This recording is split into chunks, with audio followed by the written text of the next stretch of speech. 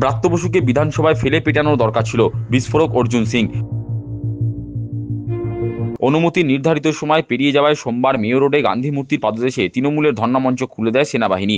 মঙ্গলবার বিধানসভায় বিশেষ অধিবেশনে এই প্রসঙ্গ উঠলে পাকিস্তানের সেনার কথা টেনে আনেন শিক্ষামন্ত্রী ব্রাত্য বসু। সেনাবাহিনীর ভূমিকাকে ৭১ সালের পাক সেনাদের অত্যাচারের সঙ্গে তুলনা করেন রাজ্যের শিক্ষামন্ত্রী ব্রাত্য বসু। শিক্ষামন্ত্রী ব্রাত্য বসু বলেছেন, সেনারা যখন প্রতিবাদী মঞ্চ খুলে দিল তখন ১৯৭১ সালের ২৫শে মার্চ ঢাকা শহরে পাক সেনার গুলি করে হত্যার ঘটনা তার মনে পড়েছিল। আমরা ইতিহাসকে মুছে ফেলতে পারি না। ২৫শে মার্চ কি ঘটেছে কি ঘটেনি? ১৯৭১ ২৫শে মার্চে পাকিস্তান সেনাবাহিনী, খান সেনার দল ঢাকা ক্যান্টনমেন্ট থেকে বেরিয়ে নিরীহ সাধারণ নিজের রাষ্ট্রের বাঙালির উপর গুলি চালিয়েছিল কি চালায়নি? ইতিহাসকে আমরা কি মুছে ফেলতে পারি না? ইতিহাসকে আমরা মুছে ফেলতে পারি না। যা সত্য তা সত্য। শিক্ষামন্ত্রীর এহেন মন্তব্যে জোর বিতর্কের সৃষ্টি হয়েছে। এই ইস্যুতে শিক্ষামন্ত্রীকে পেটানোর নির্দেশ দিলেন পদ্ম শিবিরের লড়াকু নেতা অর্জুন সিং। বিজেপি নেতার সব বক্তব্য পাক সেনার সঙ্গে ভারতীয় সেনার তুলনা করেছেন শিক্ষামন্ত্রী, কিন্তু বিধানসভায় থাকলে তিনি ব্রাত্য বসুকে বুঝিয়ে দিতেন। তার হুঙ্কার, ব্রাত্য বসুর মতো দেশদ্রোহী লোককে বিধানসভায় ফেলে পেটানোর দরকার ছিল। একজন মন্ত্রী হয়ে বাংলাদেশের সঙ্গে দেশের তুলনা করছেন, যেই বাংলাদেশকে ভারত জন্ম দিয়েছে।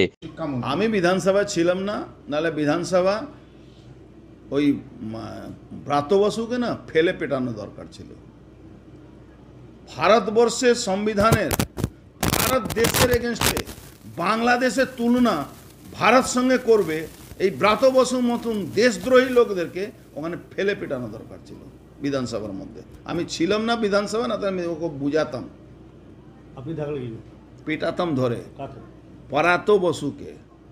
একটা মন্ত্রী কিভাবে ভারতবর্ষের তুলনা বাংলাদেশ সঙ্গে করছে, যে বাংলাদেশকে ভারতবর্ষ জন্ম দিয়েছিল। এদিন তিনি ক্ষোভের সঙ্গে বলেন, ব্রাত্য বসু মমতা ব্যানার্জি দেশের বিরুদ্ধে কথা বলছেন, আর দেশের মানুষ বসে বসে সেটা শুনছেন। আমাদের দল একটু ভেজিটেরিয়ান দল আছে, এই বাংলা আবার ভেজিটেরিয়ান মানে না কেউ।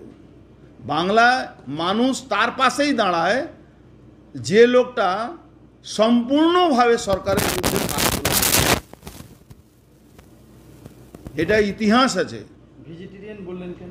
ভেজিটেরিয়ান এই জন্যে বললাম যে ওখানে বিধানসভার মধ্যে এই ব্রাত্য বসুর মতন লোকরা দেশের বিরুদ্ধে কথা বলছে, মমতা ব্যানার্জি দেশের বিরুদ্ধে কথা বলছে, আমরা বসে বসে শুনছি। আরে দেশ তো আগে, আমি বাঁচি মরি তাতে কিছু যায় আসে না, দেশ বাঁচলে নতুন জেনারেশনও বাঁচবে।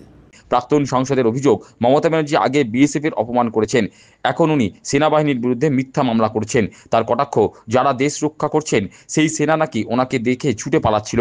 তার হুঁশিয়ারি, ফোর্ট উইলিয়ামে নিয়ে গিয়ে মমতা ব্যানার্জিকে কোর্ট মার্শাল করা উচিত। মমতা ব্যানার্জি বাংলাদেশ সঙ্গে যদি যেভাবে উনি বিএসএফকে অপমান করছেন, বিএসএফকে থ্রেটে রাখছেন, বিএসএফ এর নামে মিথ্যা মামলা দিচ্ছেন, সেনাবাহিনীর নামে মিথ্যা মামলা, বিএসএফ প্রথম শুরু করেছেন উনি, এখন সেনাবাহিনীর কাছে পৌঁছে গেছেন।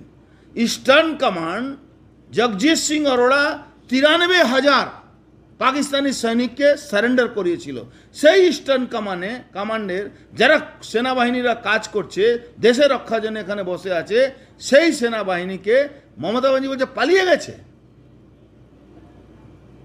মমতা ব্যানার্জিকে সেনা ওই গারাদের মধ্যে ওই ফোর্ট উইলিয়ামে ওর নামে এফআইআর করে নিয়ে যাওয়ার, কোর্ট মার্শাল করা উচিত আছে। প্রসঙ্গত, মঙ্গলবার বেলায় ক্যানিং পূর্বের তৃণমূল বিধায়ক শওকত মোল্লার কনভয় বাসন্তী হাইওয়েতে এক বাইক আরোহীকে ধাক্কা মারে। সেই ধাক্কায় কলকাতার কড়িয়া থানা এলাকার বাসিন্দা বাইক আরোহী মোহাম্মদ তাজউদ্দিন মৃত্যু হয়েছে। এ প্রসঙ্গে বিজেপি নেতা অর্জুন সিং বলেন, শওকত মোল্লার কনভয় একজন বাইক আরোহীকে ধাক্কা দিয়ে মেরে ফেলল। শওকত মোল্লা কি পীর বাবা আছেন নাকি, তাকে ছেড়ে দেওয়া হবে? তার সব বক্তব্য, এই ঘটনায় শওকত মোল্লার বিরুদ্ধে কোনো মামলা হবে না। এই শওকত মোল্লার কনভয় একটা মুসলমানকে মেরে দিল। শওকত মোল্লা পীর বাবা আছেন, ওদের কি নাম, ওদের আল্লাহ আছেন, এ তার নামে তাকে ছেড়ে দেবে ওখানকার মানুষ, কিন্তু কিছু করার নেই। মুসলমানরা ওই কিছু পয়সা নেবে, 7 খুন মাপ, কাজ শেষ, কোনো মামলা হবে না, দেখবে না।